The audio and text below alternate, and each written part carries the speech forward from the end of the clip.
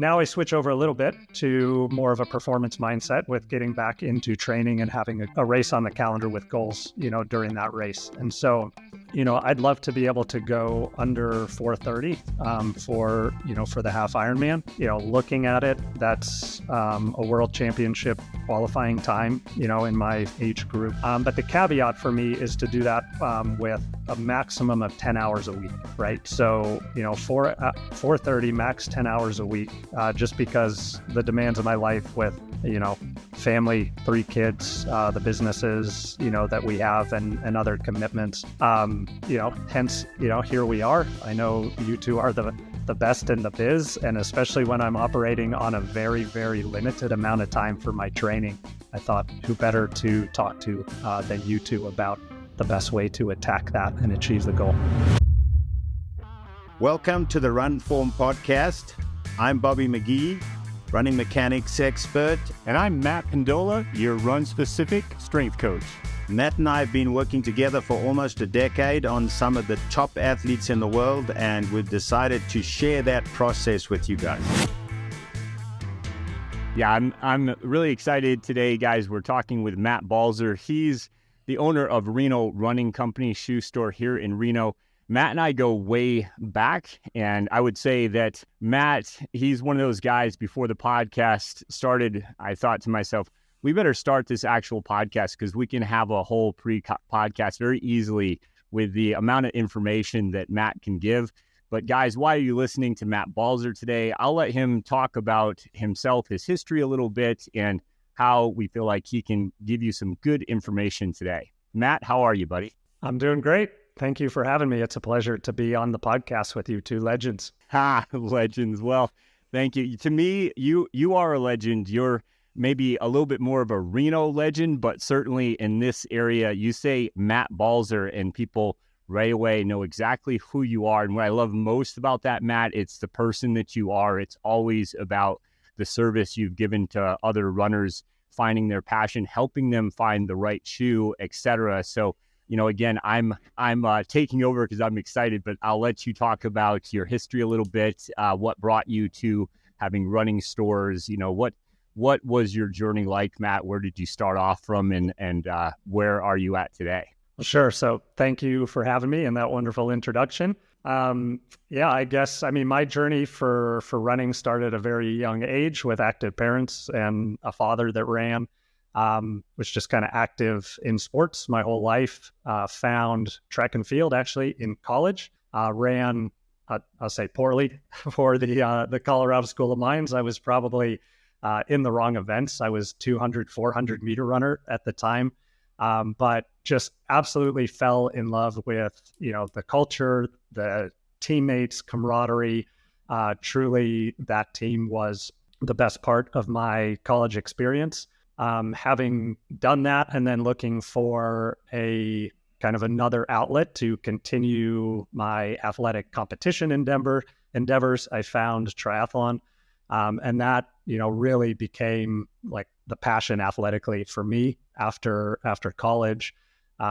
Started out, of course, wanting to be an ITU athlete and, dreams of going to the Olympics, which, trained super, super hard for. Found out that wasn't going to be my path relatively early on. But still just the whole process of putting 3 sports together, the technical aspects of learning how to swim, bike, refining the run, and just, I love grueling athletic endeavors, and triathlon really was it for me.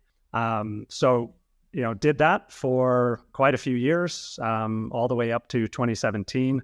So that was 2003. I graduated college. 2017 was my last triathlon that I've done since then. And throughout that journey, I moved to Reno in 2009, was in Colorado. Really, at that point, Colorado was the hub of wonderful specialty run stores.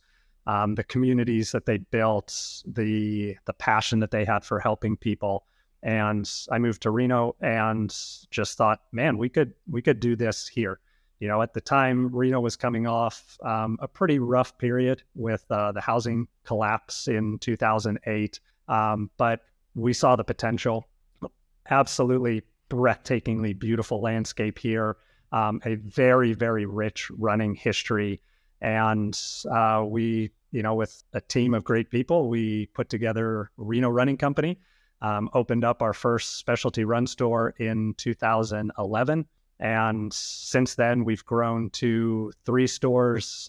We now have a race business as well, where we put on events. And so kind of what we go for is helping people achieve their active lifestyle goals. And then the events are the celebration of that active lifestyle. And we've been very fortunate to have helped well in excess of 100,000 people, find the passion of running, walking, hiking, the outdoors in these last roughly 12 years. And it's truly a pleasure and an honor to serve the community in that way every single day. Wow, that's a great history, and I think you're a humble guy. I'm going to let people know that you actually won 4 national XTERRA championship titles for your age group, correct? That is correct. Yeah. Yeah, and that journey we'll talk about, I think, a little bit later in the podcast when we talk about your training for your next 70.3 that you want to get after. So great to have some goals. And first, I think we're going to talk a little bit about race 178 that you mentioned as well, because I just got done doing the Reno Tahoe Odyssey with a 6-person, they call it like an ultra team. That means that we are all doing basically double the legs with 6 people instead of 12. But normally this RTO is done with 12-person teams. And that's your event now. The last thing I'll say for my part is, man, what a crazy small world, because my wife's cousin, Eric LaRude, was the one who started race 178. I still remember the day I went out running with Eric. He's the sweetest guy. He actually gave up his own career, I believe, as an attorney to take over race 178 and make it what it is today. So a lot of kudos to Eric. We'll have to listen to this podcast maybe, but I still remember that run where he was talking about hood to coast and how he wanted to bring something like that to Reno. And wow, what a special event that is. And Matt, I will say, without, kissing butt too much, okay, but wow, I couldn't believe how well the whole event went off for your first year doing it. I know you worked with Eric quite a bit before the event to make sure that you had all your T's crossed and your I's dotted. But yeah, what a wonderful event. But man, I was just thinking that must have been so much of your time in the last few months, Matt. It was, yeah, it truly was. And Eric, to his credit, he set us up for success, put together this amazing event, part of the community. And it's a 9-month plus undertaking. And I do it with a fantastic group of people here. We have a core group of 4 that work on the event side business, Kelly, Taylor, Leland, myself, that put together all the things that have to go on in the background, and sometimes seemingly the chaos in the background to make it so that the runner experience is as flawless as we can make it when you're trying to navigate that many people around 178 miles of Reno, Lake Tahoe, Carson City, and the Sierra Mountains. But it was truly one of the most fulfilling experiences of my entire life, getting to stand there at the finish line, I think I greeted about 180 out of the 225 teams that finished, and just to see the joy on their face when they accomplished this huge undertaking. Whether it was for some of them, they are couch to 5K type runners, and then of course there are the teams like yours, Matt, that you're navigating it with 6 people, so you're doing double duty. There's teams that average under 6-minute miles for the whole thing, and everybody in between. But it's just so special to see everybody's journey and how they get through it. Yeah, it was a beautiful experience. And I will say, as far as culture goes, I think that's what's kind of cool to talk about here, because there were so many people that I got to talk to during the event. It reminded me of why things like this are so special, because for me personally, it wasn't really about the time the team got. I know there was certainly some people on the team that really were going for a certain time, and that's great. But I was on leg 4, the first leg that I did. And, I was trying to be a little bit more conservative. There's a lot of uphill in that leg and it's 8 miles, etc. But I just thought, well, I've got 6 legs and over 30 miles total, so I better pace myself. No sleeping with a 6-person team. So I spent a little bit more time talking to people as I was running with them, right? And one woman that I passed by and we talked for a few minutes or so, she was telling me all about her journey and that she had a child the year before, her first baby. And, I just thought to myself, wow, this is amazing. You're out here doing leg 4, which is supposed to be, I think, the toughest leg, I believe. And, Yep. and Toughest leg. right. And I just thought to myself, wow, this is what it's all about. For people listening, like they do start off with the teams that have predicted slower times. They'll start earlier. And then as the teams go on, they get faster and faster. So you get to also mix in with teams of all levels and backgrounds and cultures. And so that was so cool about that. But I took away from that experience, like, wow, this event got her focused on getting herself back into her best, most optimal health after having her baby. And I know, we all know, right? Here, we all have kids on the podcast and talking about what it must have taken to just manage her schedule with a newborn as well. I was so impressed with that. And I just love that people have that type of experience to look forward to. So beautiful, awesome experience, Matt, with all of that, but especially getting to meet the people. Yeah. Oh, thank you. And very, very true. I mean, so many different stories, unbelievable stories that come through, our stores and our events. It's really, really special to see, what running, how important running is to a lot of people, and what they'll endure to get through those events, how it adds to their life. It's amazing. Yeah. And, finally, I'll say, with the 6-person team I was on, I just thought it was interesting because the guys on the team, for the most part, I was 50, but I was the second youngest. Most of the guys were over 60 on my team, but pretty cool. We were called More Trauma, Less Drama, right? So it's a pretty cool name.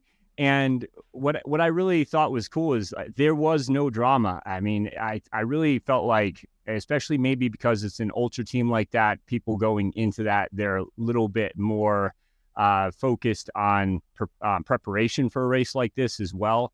But I was really surprised at how smooth the whole thing went. And again, that's a lot to say about how you organize the event, but also just bringing the team together under stress like that and finding your way out to the other side and across that line, like you talked about.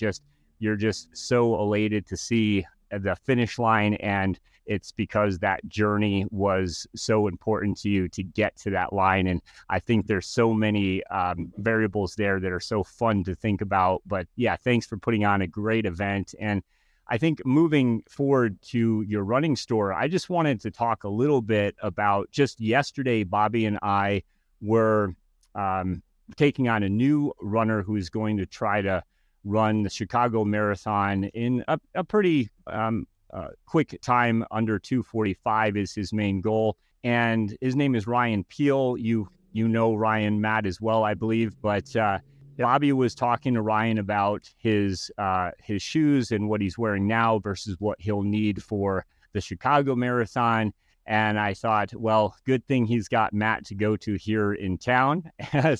But the shoe conversation and how you do find the right shoe for everyone, depending on, all these different variables, of course, that we talk about. But I will say, you go to the big stores and you go in there and you might find a shoe, but you're not even sure if it really works for you. And then you try to talk to somebody about it. And I will say, on my side of things, they don't know my experience. And I just think, okay, that was a lot of misinformation. So I'm going to go to Matt and get the right experience. But why don't you talk a little bit about what you actually do for somebody coming into your store, not knowing a thing about what shoe they actually need? Sure. Yeah, my pleasure. So, really we're looking at our fit process we call a balanced fit solution. And the actual gait analysis part of our fit process was taught to us by a world-renowned podiatrist named Simon Bartold.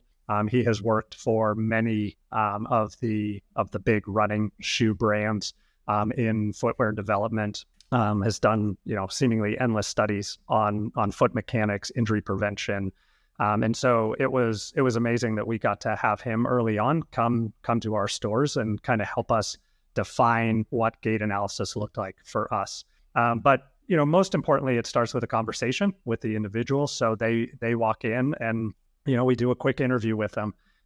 What are their goals? What are they looking to accomplish? Are they walking, running, injury history? And so all of our associates, they go through a few months of training so that they're aware on our process, gait analysis, foot mechanics, all of the different footwear injury, common running injuries, so that we can best help anybody that walks in, no matter where they are on their active journey. And so after we do our interview, we take them and we measure their feet. It's an opportunity, one, to just make sure people are in the right size shoe. That's probably one of the most common things that we see, is that people come in and they think they're a certain size, and that's actually not the size they should be. And it also gives us an opportunity to look at people's feet because, how their foot is shaped, if they have things, like bunions or, high arches, low arches. A lot of footwear selection can be narrowed down really quickly just by the shape and look of somebody's foot. And so once we have all of that information, we grab a relatively soft, neutral shoe. So without really any type of control or support device in it. And then we go to the treadmill and we do a video gait analysis. And the way we look at our video gait analysis is we do rear foot, we do lateral, and then we do forefoot. And the lateral and forefoot, a lot more stores are coming to this, but, traditionally you'd go into a store and they would either watch you walk just rear foot, and the goal was fit to rear foot neutral.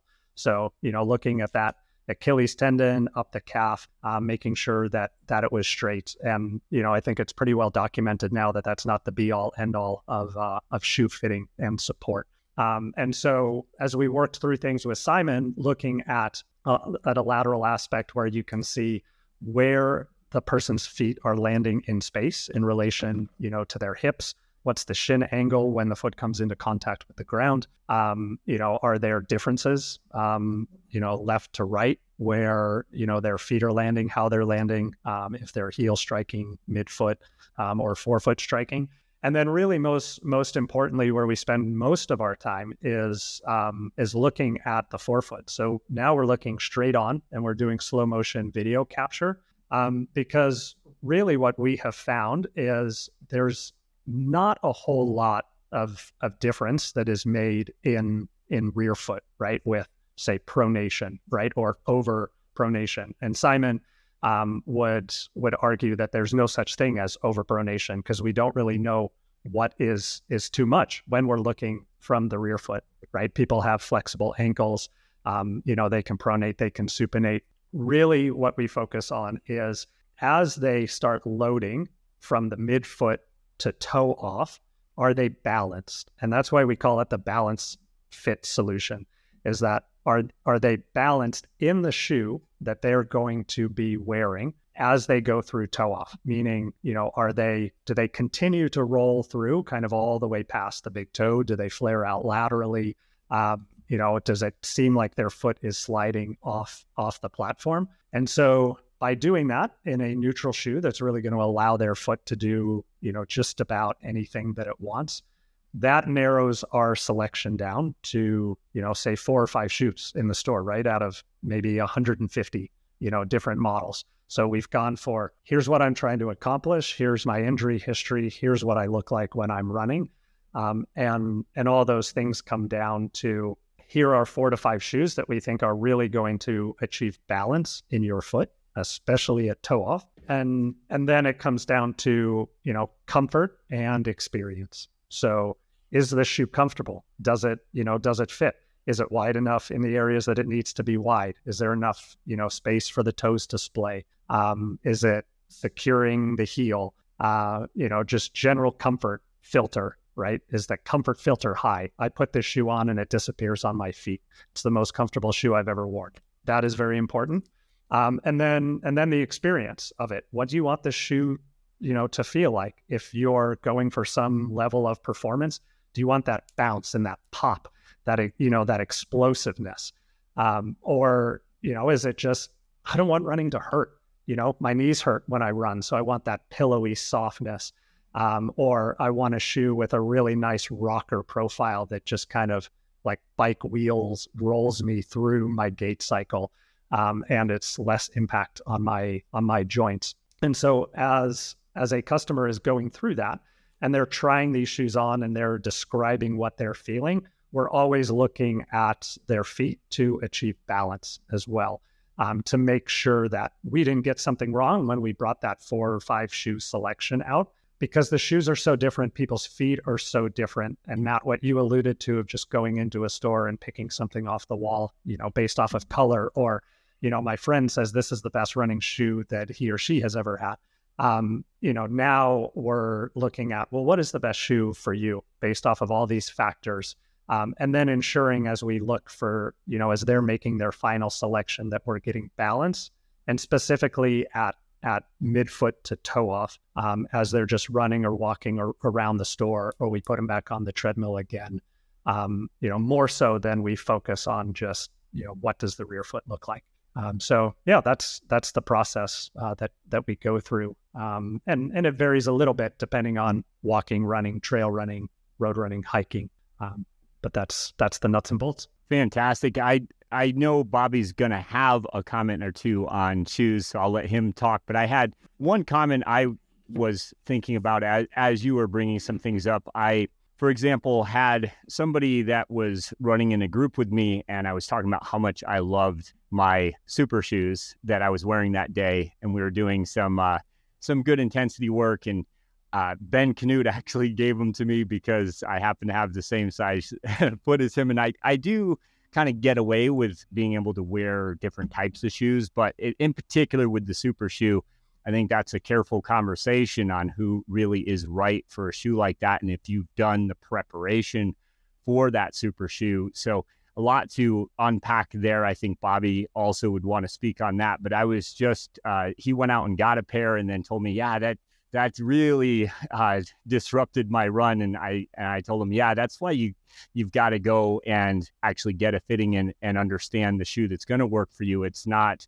just because the shoe is fast, right? And it's publicized or it's sold to be a faster shoe for you doesn't mean it's the right shoe for you, or at least maybe it's not the right shoe for you right now, right? So I think sort of graduating that conversation over to Bobby from here, but that was my thought on what the importance is of actually going in to see a staff like yours, somebody who's actually trying to get you into the best shoe, not the most expensive shoe necessarily. Yeah, no, Yeah.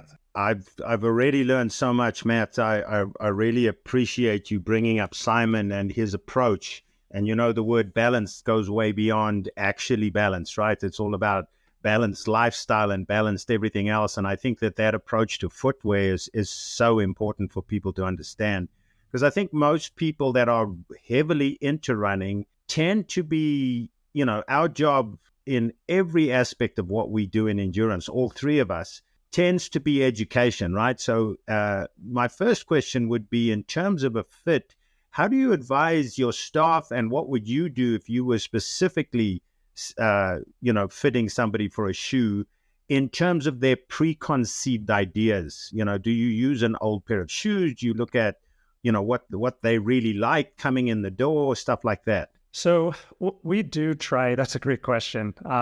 We do try to take control of the sale, and the fit process, best we can, because there can be the whole preconceived idea can be such a spectrum, right? From just somebody told me once this is the best pair of shoes, right? Which is close to meaningless to I have run with great success in, this brand or this specific type of shoe for years and years and years, which is extremely important, right? Because ultimately what we can do and accomplish in the store in 20 to 30 minutes is by no means exhaustive. And, years of history typically is. But ultimately, a great pair of shoes for somebody is a shoe that is comfortable, that they're excited about putting on and going for a run in the morning. Because for the vast majority of our customer base, it's a lifestyle, not a performance mindset. And I know many of your listeners, and so we can dive into this, will be more kind of the performance mindset. But, for us, we're trying to, figure out what is going to give an individual the highest likelihood of success to continue their athletic endeavor, and success being injury prevention and just joy of running. When it comes to performance, that's a little bit of a different, more advanced question and process, that we would go through, where the interview now will extend out to shoes that they've currently been in, and if they can bring them in and we can, see wear patterns on them, and just, their history of performance in different shoes that we can kind of rely on to make the next best selection. It's so funny, Matt, you just spoke so eloquently about that concept, but something that you said right in the beginning keeps spinning around in my head, and I want to make sure our listeners heard what you said. 20 to 30 minutes. You just said that like it wasn't even a consideration, right? And in a sales space, when you're saying I'm willing to spend 20 to 30 minutes with every level of runner or every level of walker who walks in the door, that's an absolutely huge statement. That's fantastic. I've got so many questions, and I think maybe, the shoes, but I also want to talk to you about, but performance and training as well. But the shoes is such an interesting thing. I'm sure you've listened to Dustin Joubert speaking and Amal Saxena speaking about, injuries from super shoes. And the thing that I wanted to touch on with you and your experience is Dustin just did a small study on average runners. So he went from looking at, 6 minute, 7 minute, even 5 minute milers to going to look at 10 and 11 and 12 minute milers. And he found two things that were very interesting: that there seemed to be a massive reduction in the value of a super shoe for that community. And then secondly, he found that there was a good percentage of individuals who actually were less efficient and less skilled and capable in a super shoe. And I just wonder what your thoughts were in that regard. Yeah, the super shoe, debate, I think it's so early on relative to, to shoe history. It's so early on with the introduction to those shoes.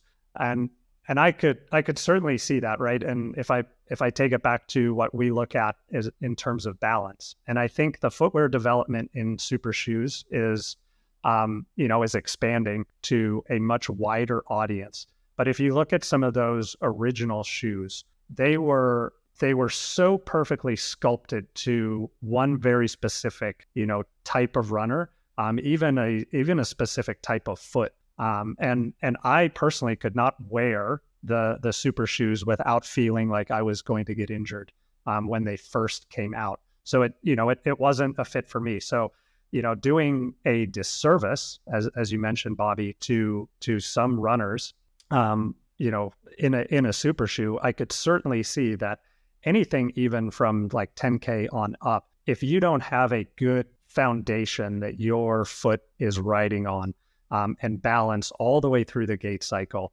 then, your risk of injury is going to go up. And ultimately, just because of, the degradation in your form and your mechanics, muscle strain, soft tissue strain over those longer events, I could easily see a super shoe hurting somebody.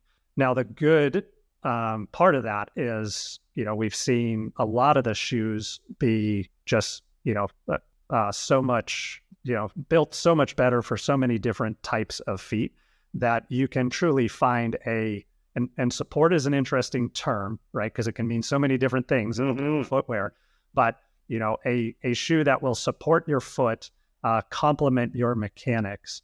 And so I think we're getting to the point where they're much more widely attainable for most runners.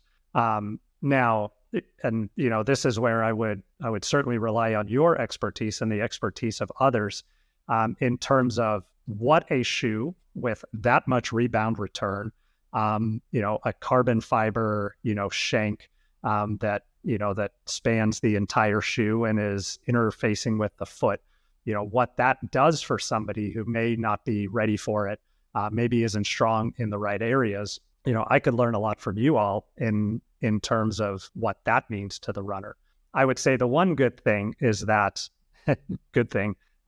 these shoes don't last very long.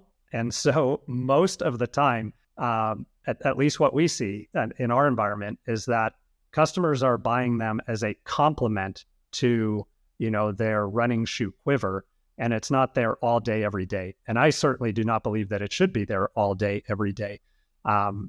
Shoe, it should be, select workouts and race day, not something that we rely on, because there I could see the risk of injury going up. But I'd love to hear, more about what you all have found, or the research that's out there in how some of these super shoes, truly affect somebody from a biomechanics standpoint. Yeah, it's very interesting, because some part of what Dr. Saxena was saying, and remember, he's an orthopedic surgeon, but he very quickly got to Matt and my world saying, you need to have strong feet to wear super shoes, right? So he was basically saying navicular stress fractures are very common with super shoes if you're not strong enough to handle the shoe. And he brought up a whole lot of other interesting things, which I'm sure you and your staff look at, right? The mass of the runner. And I've got a point to make on that concept. But you also used a beautiful phrase called sliding off the platform, so it's really easy to explain to somebody, what is the value of the super shoe?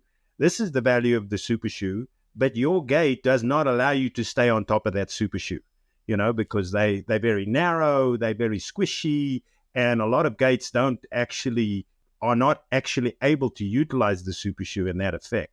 So something I've noticed recently, I was working with a lady who's an ultramarathon runner. And years ago, when I started working with her, we introduced her to the concept of the super cushy shoe as opposed to the trail run. You're running 100 miles up in Leadville and stuff like that. You really don't want to be in a trail shoe, right? It's beating the crap out of you after 3 or 4 or 5 hours, right? And the old-fashioned trail shoe that was rounded and was rigid and it was very thin, et cetera, et cetera. So she did really well in the sort of Hoka type shoe and everybody else's stuff that was doing that. But what I discovered was, being a significant heel striker, is that she was too light. So she was compressing the heel of the shoe, but then her whole posture was negatively impacted because she couldn't transition onto the forefoot.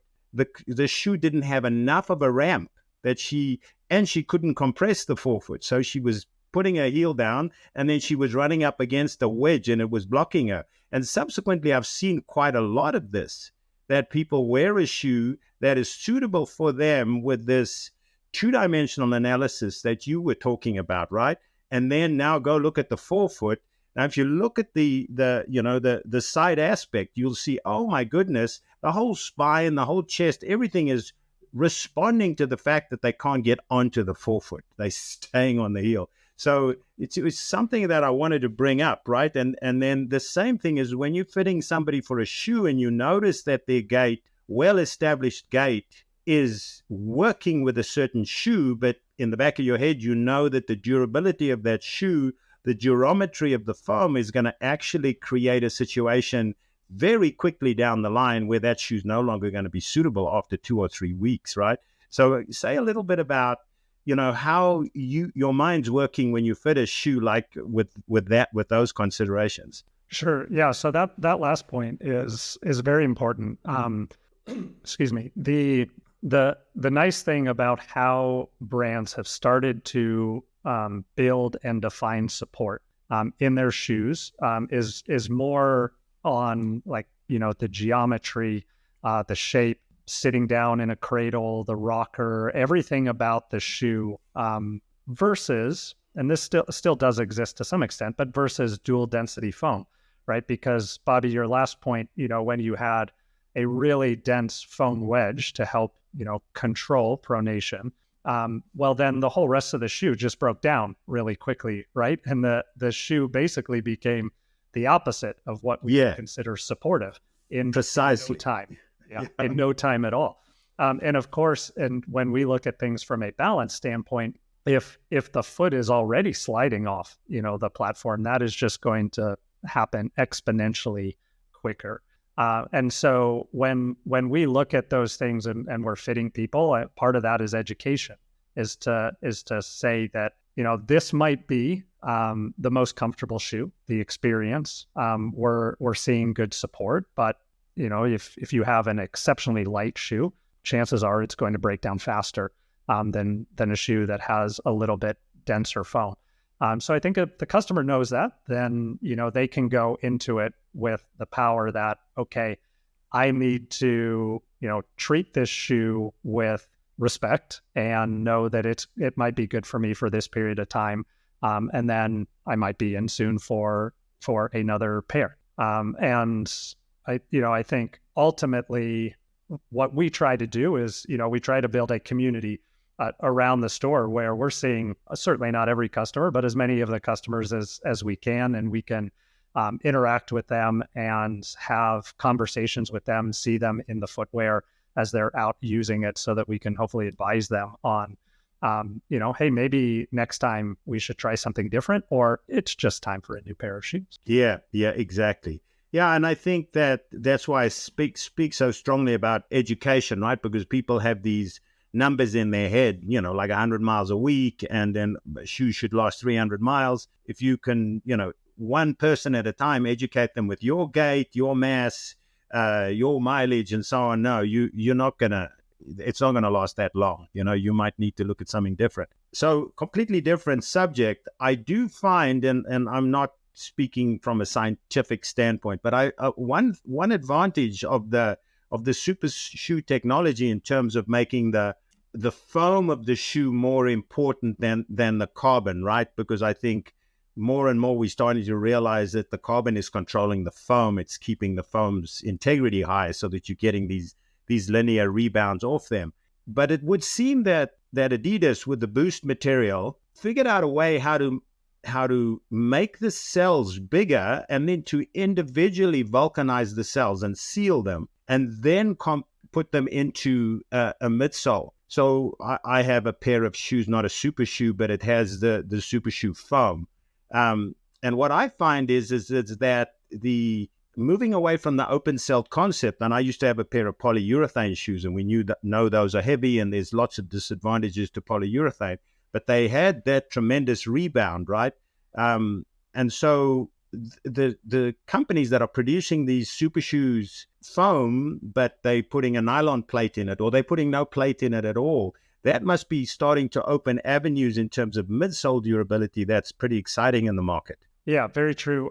We're seeing more and more that have the super, like the foam, right? The supercritical foams, but no plate in them at all. And that's actually, one of my very favorite everyday trainers right now is a shoe just like that, where it has that super foam, but no plate. And that, seeming, and I've had, again, put it to numbers, and all numbers take with a grain of salt, but I've put a solid 350 miles on those shoes, and they still hold up great. Now, a lot of the shoe as well, how the shoe moves and how durable it is, comes down to the outsole.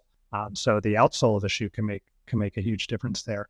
And of course, when you're talking about the true super shoes and the race shoes, they're going for weight, weight and responsiveness above energy return, above all else. Yeah, that's great. And also just to hear on your fitting process, people that don't have access to retailers like yourself that have that tremendous amount of expertise that they put through to their staff and so on, is looking at, for example, take me. I really like to run in Hoka's. I absolutely hate walking in them, and I hate coaching in them. They're a completely different shoe. And standing around in a shoe like that is really, really challenging for me, and it does not treat me well. So that intake process of, now, honestly, truly, what are you going to use the shoes for? You know, you're going to go walk for 20 minutes 3 times a week, but mostly you're just going to wear them around the house or around the office. Very different conversation. It is. And that's so interesting, Bobby, because I'm the exact same way. For me, when a shoe that I work in, right, and in our work environment, we can be standing for 8 to 10 hours a day.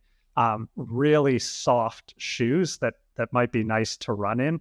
I can't do it by the end of the day. I'd rather be barefoot, at the end of the day, because I need that support and that marshmallowy midsole. When you're running and you're loading the plantar fascia and your foot becomes rigid and it's doing a lot to control that, feels great. But when you're just standing or you're kind of lightly walking around, or in your world, coaching, and I would imagine even coaching in a super soft shoes, a lot of the times on grass, right, on an infield, around a track, it becomes too soft, and my feet get very tired at the end of the day for something like that. Yeah, it's a lot of hard work too to get the shoe working. Yeah, I learned a very interesting thing. You mentioned that there in terms of surfaces from Gwen Jorgensen, is that I moved to doing her quality workouts, even if they were time-based, to asphalt, because her foot showed up much more soft on an asphalt surface than it showed up on a trail. On a trail, it just got so hard that it was hard on her Achilles and stuff like that, which is contrary to what most people think, right? We want people to run on softer surfaces and so on. But again, theoretically, I know why that happened, but practically, I didn't see it that often, and I realized that my practical experience was preconceived, right? So I wasn't listening to the athlete, which is really, really important, right? I mean, one of the simplest things, you guys know this so well, is when you watch somebody running barefoot, even if it's for 20 feet, 30 feet, right? All of these anomalies that you might have noticed were shoe-based. They weren't foot-based, right? And so that's a fascinating concept. Yeah, and if I could go ahead, Matt. I was just going to say, to close, the loop on that, we were asked for years why we don't do the gait analysis barefoot. And Bobby, it's for that exact reason, is that, if you are going to run in shoes, which, obviously in the US and most industrialized nations, you are going to run in shoes, then, we want to see what you look like running in shoes, because running barefoot, standing barefoot, can be very different than how your body, your feet, your mechanics respond under this extremely soft surface, which is the shoe, right? The difference in the surface that you're on is minor changes. The shoe itself provides, so much cushioning and either support or lack of support that, we want to see how you react when you're running in shoes, if that's how you're going to do the majority of your running.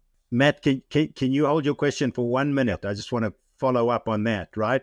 So I often say to people, it's easier to coach elite runners because the demands of competition are set by the best people in the world, right? That's what the demands of competition are. Whereas when you're working with an age group runner, they just want to be better than they were yesterday. They're just trying to improve. And that's a fascinating conversation when it comes to footwear, is that people start to understand that it's about the very environment that I'm preparing myself to race at. And so things like my mass, my velocity, the surface that I'm going to race on, all come into play. And that seems to be in the average runner's life. When they walk into a running shoe, suddenly aesthetics become important. Suddenly the name brand becomes important. Suddenly the carbon fiber becomes important. Suddenly, and everything about what they actually want to do with the shoes disappears, right? So they went in there looking for a Toyota Corolla, and if they have less, honest salespeople, they walk out with an AMG Mercedes that they just never going to be able to use. Yeah, very true. It's a good analogy for it. It's a great analogy. Yeah. And so I was going to say, just tying this in, because we do want to get to your 70.3 series training to close this up, but I wanted to say we should have you back, Matt, to do a shoe review. I think I wanted to mention that on any question, we're all expert coaches on any question, so you can actually ask those shoe questions to Matt. We can also get those direct DMs from you guys and maybe come back with some specific questions that the audience has for us on the proper shoe review for next time, if that would work for you, Matt, I hope. Yeah, I would love that. And so, yeah, thanks. And I think talking about just strength, I always say is your ability to express your strength through your skill set, right? And so how much force can we express? That's really the answer to me when it comes to strength. And so to me, when it comes to the shoe, it's not the answer, it's the aid. But if you are looking for having an answer for this, then of course, I don't know, we made a little program called Run Form. Hopefully you've heard of it. And Matt, you are one of our stars in Run Form. In fact, you do the form drills. Arguably, I think the toughest drills of all the series to really to adapt to, but the ones that really come through for you and help you with this very conversation we're having about how you can actually use the shoe that's right for you, but be able to really use that more as an aid. And so I think going into your training, we can talk a little bit about how that actually was used in real life. So when you first came in, geez, Matt, I think that was it 15 years ago or so when I first met you? You came to my gym, I think it was. Not quite that long, but close. Yeah, 12. Okay. I think 12 years ago. 12 years. Okay. Yeah. 12 or 13 years ago. I'm getting old enough now where I'm at the Reno Triathlon, I lost count of how many wonderful experiences I had talking to athletes that I coached when they were in high school, and now they have kids and careers, and I'm just blown away, and I'm so proud of all of them. But I'm thinking, okay, to me now everything was like 20 years ago, it seems like. So but when you welcome to my world. Oh man, when you talk about the experiences you had before in track, running 200, 400, I would argue that wasn't your best events like you mentioned, but I would also argue that maybe that was pretty good years to work on your fast twitch and to really be able to express that strength really effectively later on for triathlon, actually. And one thing I wanted to bring up, though, with your training, and you can say it, you've said it before, but the first few weeks especially, I think that's when you really wanted to bail out of this whole system. It wasn't the bells and whistles you thought it would be. But I have a very intentional approach, as does Bobby. We believe in being able to really get some accumulation going, and partly for, I'm going to call it neuromuscular re-education, and to really get your system or your kinematics working optimally. But that means we were working a lot initially on protocol. We were working a lot on the little guys that support the big muscles. And honestly, I felt like that's something you hadn't really done in years, where actually your raw strength, your strength, your ability to express force has always been really, really good. So with your background, and you are quite the martial artist as well, I actually felt like, well, here's a pretty powerful guy who actually hasn't taken the time to work on his base and the basics, and really those auxiliary muscles that you can't see in the mirror. And if we can get those muscles supporting your gait, then I think it's a win. And eventually we did see that that was a win for you, literally and figuratively, especially off the bike in your first XTERRA National Championship win. But briefly talk about that experience, and then we can talk about what you can do for your training today, Matt.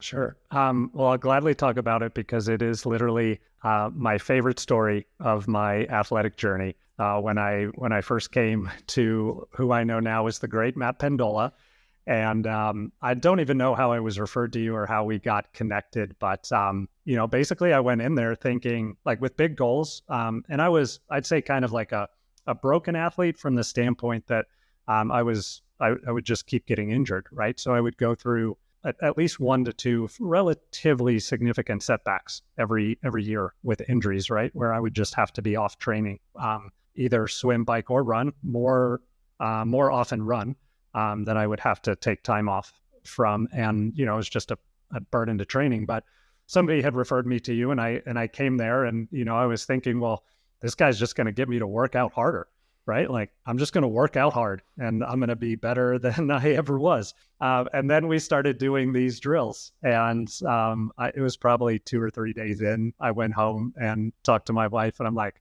I don't think I'm going to stick with this. It seems silly.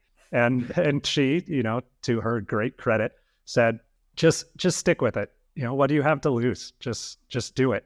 And the time that it took, relative to, you look at how long it takes to become, really good or progress or, be great at anything, years, right? Decades, the 10,000 hour rule, all of that. And thank God I made it from like 2 or 3 days into 10, because that was such a turning point where like the switch was so apparent, where all of a sudden I felt like my body was working, and, in your words, Matt, like, expressing, my potential, my strength in the way that I was capable of, that I never had before. And that first XTERRA Nationals, the run starts, and okay, so the run was not my specialty. That was by far the worst part of my triathlon. Swim and bike, I was pretty good at. I own a running store now. That back then I didn't, but the run was not my strong suit. And I got off the bike on that run at the first XTERRA Nationals that I won. And you start with, I think it's about 1.5 miles climb, right out of transition. You just go straight up this ski hill. And I could not get the smile off of my face because of how good that I felt. It was absolutely incredible. It was just pure joy. And then thinking to myself, and Matt, you always challenge us, to kind of have that word, that expression that we say, and mine was rise, rise to the occasion. And as I'm rising up out of this hill, I just couldn't believe how good I felt. And then, we hit the flat, and you're on this twisty single track, and I just took off, and I was like, no, now like the run is where I have it. And I knew that there was no way anybody was catching me that day. And, it all went back to, in my mind, I'm going to do air quotes, the silly drills, right? That we were doing in the gym, where I thought I was just going to work out harder. So yeah, that was the story. True believer. Now people can do that, through run form. It's largely a lot of the same stuff that we were doing in the gym 12, 13 years ago. Well, yeah, I appreciate Amy so much. She kept you in the loop, and now you are very much a part of my culture and even example to follow. Because of you, I can say there are quite a few athletes, especially in Reno, that have stuck with my programs and seen those benefits.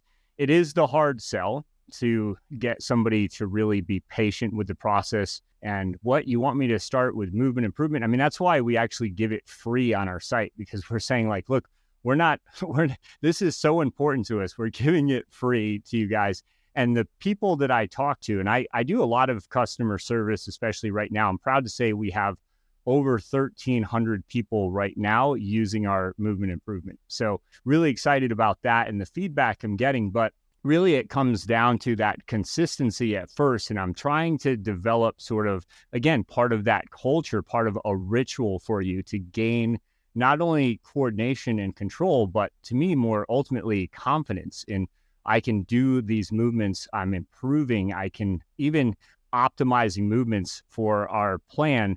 We say very clearly that there's some less optimal and optimal positions we want to get towards, but everybody's different that way. So if we are able to even restore some range or maintain range as we get older, that's so important. But moving forward in this conversation, when you talk about somebody going through these steps and finally getting into month 2 of, let's say, run form, that's when the form drills come in. They don't even come in month 1.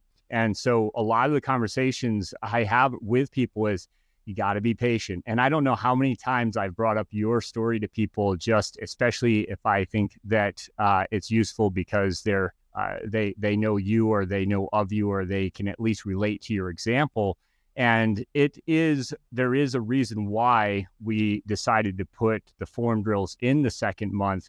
And you're a pure example of that. Like we do need to build that process up for athletes. And I would call it a patience phase. There has to be that patience phase, but there is a point now where it clicks. And generally speaking, depending on the athlete, I would say if you're consistent with it for 10 to 20 days, it really does start to click and it does start to matter to you. And then it's like, you don't want to miss it anymore.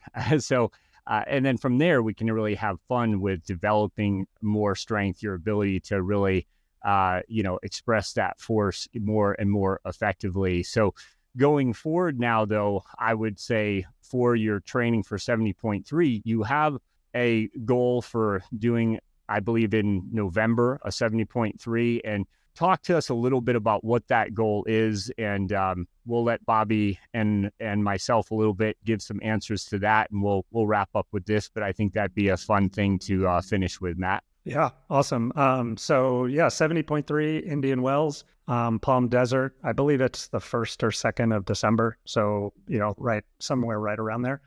So it's still quite a bit of time to get prepped for it. And I will say that really since the day that we met, I have been doing my movement improvement literally every morning of my life for that many years. But as I haven't really trained for anything significant now in years. And so the drills haven't been a part of my program. So that's something that I'm excited to get back to. I've always done movement improvement because, to me, running, biking, being active is just a way of life. And I want to move well. I don't want it to hurt. I don't want to get injured. I just want it to be able to, keep doing it for the pure enjoyment. Now I switch over a little bit to more of a performance mindset with getting back into training and having a goal on the calendar, a race on the calendar with goals, during that race. And so, I'd love to be able to go under 4:30 for the half Ironman. Looking at it, that's a world championship qualifying time, in my 40, to 44 age group. But the caveat for me is to do that with a maximum of 10 hours a week, right? So, 4:30 max 10 hours a week, just because the demands of my life with, family, 3 kids, the businesses, that we have and other commitments. I don't want it to kind of take over. I want it to be something that adds to my life, that I can, kind of, show our kids that they can be a part of in some way, and not just, hey, dad's out there training 5-6 hours a day, especially on the weekend. So, hence, here we are. I know you two are the best in the biz, and especially when I'm operating on a very, very limited amount of time for my training, I thought who better to talk to than you two about the best way to attack that and achieve the goal. Wow. Yeah, that's incredible, Matt. That's a great goal. And, businesses have been launched on the 10-hour Ironman, right? So the 10-hour a week Ironman. So we know that's doable. I wanted to just start with one place. When you came in and you did the drills for us, right? You'd never done those specific sequence of drills before, right? And I know what you look like when you run. And one of the things that I noticed was, one of my principles is being compact, right? And I noticed that when you ran, if this was compact, you tended to do a little bit of that side-to-side stuff. And we had that conversation where we related it to your background as a 100, 200-meter runner, right? So you had the leg spring stiffness, you had the tissue elasticity, you had that plyometric response that is so very useful, but you didn't have the stability and the balance and that core integrity to be able to transfer that elasticity into forward motion.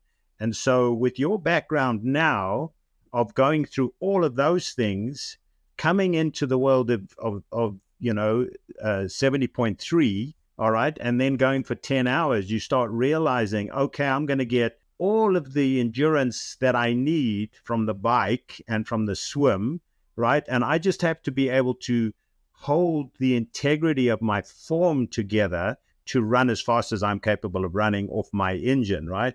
And so that it goes to that being able to maintain your postural integrity. And now suddenly 8 minutes worth of work is incredibly valuable in maintaining your postural integrity, right? And it's saving you a whole lot of time in that kind of regard, right? So you also, in your age group, which is an incredibly competitive age group in 70.3, right? That 40 to 44 age group is where it's all happening, especially with the male community, right? So you have to be very lean and economical with what you do. And so you go back to that classic question, right? What will give me the most bang for my buck, you know?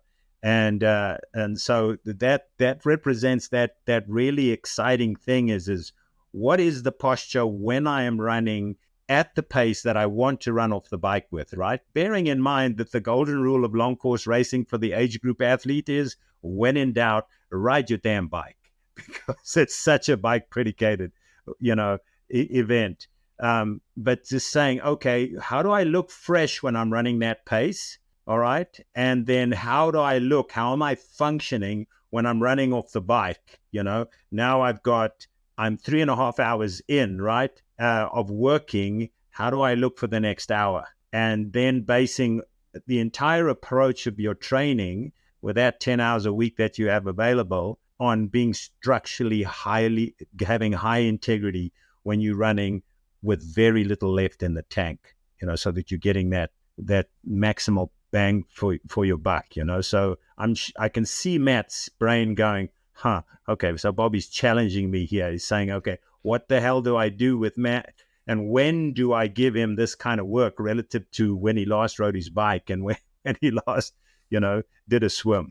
Yeah, now I'll say, first of all, Run Form is a program that I believe works especially well for triathletes too. This question comes up a lot in customer service because we are called Run Form.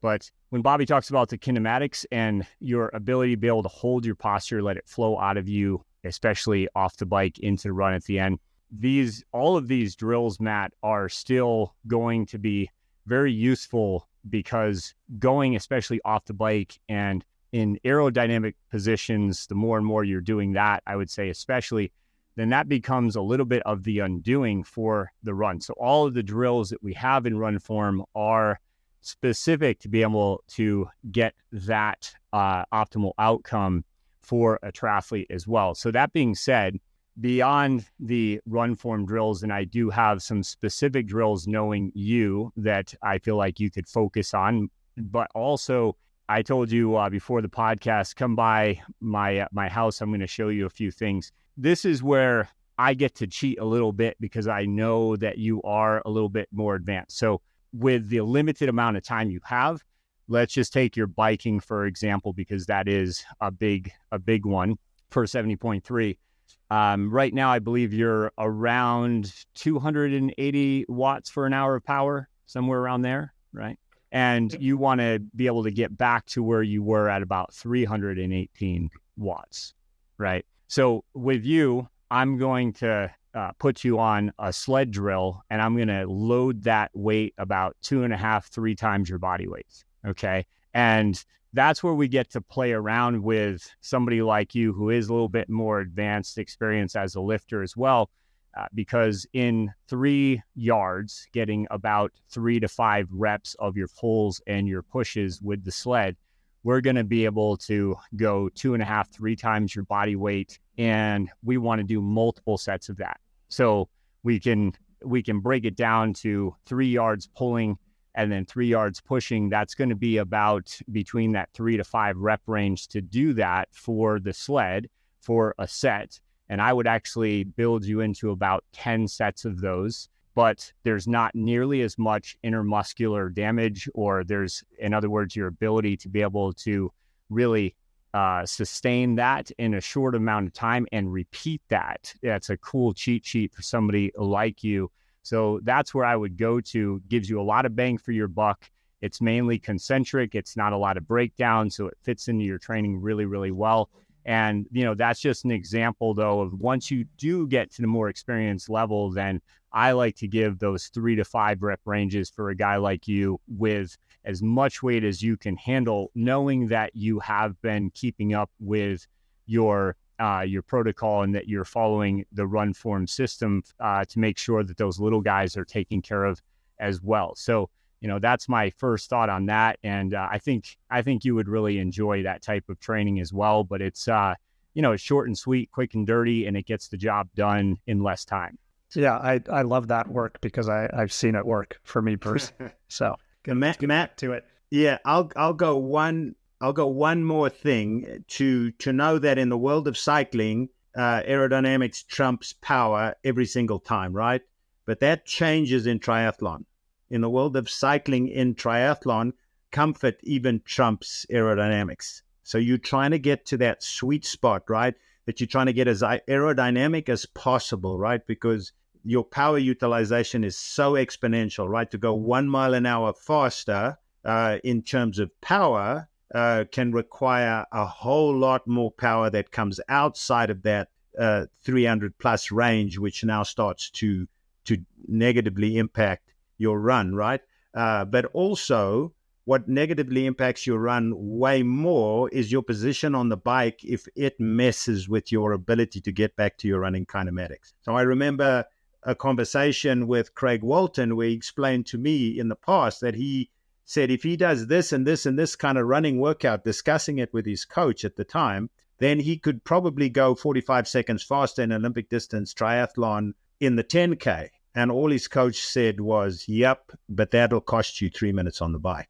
Okay, so now you're going, oh, wow. Okay, so I'm going, instead of going 56 on the bike for 40K, I'm now going 59 on the bike to go 45 seconds faster on the run, right? And then doing an analysis of what was going on with Craig Alexander's run when he moved from Olympic distance racing to Ironman and being so successful, that his stride rate went up, his stride angle went down, he was posturally more impaired, and eventually with his back, that got him. He couldn't get into that incredibly effective time trial position on the bike. He had to give up some of that slipperiness on the bike in order to be able to run at a pace that brought him in at like 245, 244 off the bike, So, it's important as you go into this period of time that when you're looking at your bike fit and stuff like that, always consider the comfort aero conversation and balance that up.